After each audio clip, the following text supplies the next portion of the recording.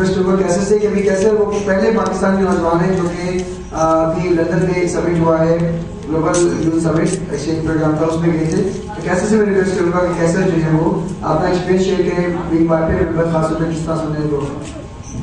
شکریہ Shahzad sahab. Being a Y P L focal point I think وہ میرا پہلا وقت تھا جب میں نیشنل لیول پہ آیا تھا وائی پی ایل کی ٹی او ٹی میں وائی پی ایل کا ممبر ہونے کے بعد. وہ میری انسپائریشن تھی جو میں اس سے وائی پی ایل کے اس سے سیکھا ہوں پلیٹ فارم سے, جو مجھے فرام گراس روٹ لیول سے لے کے انٹرنیشنل لیول تک ایک سال کے دوران پاکستان کی ریپرزنٹیشن کرنا.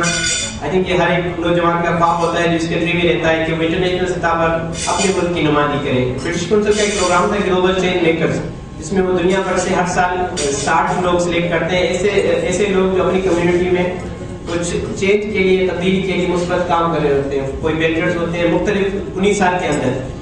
پچھلے 2007 سے یہ سمٹ ہر سال لندن میں ہوتی آ رہی ہے, جہاں مختلف ملکوں سے 60 نوجوان شرکت کر رہے ہیں. اس دفعہ بھی اپلیکیشنز کال اناؤنس ہوئی تو میں نے اپلائی کیا. میری موٹیویشن تھی, انسپائریشن تھی being Y P L focal point, اور میں اپنی کمیونٹی میں بھی کام کر رہا ہوں. تو اس وجہ سے جب میں نے اپلائی کیا تو اس کے بعد میری سلیکشن ہو گئی. مجھے یہ پتا پڑا, آئی فیل پراؤڈ کہ جب مجھے یہ بتایا گیا کہ پچھلے 4 سال سے کوئی پاکستانی سلیکٹ نہیں ہوا, پاکستانی سلیکٹ نہیں ہوا. اس دفعہ 1300 اپلیکیشن تھی, ان میں سے میں واحد پاکستانی تھا پہلی دفعہ 4 سال میں جو اس کے لیے سلیکٹ ہوا.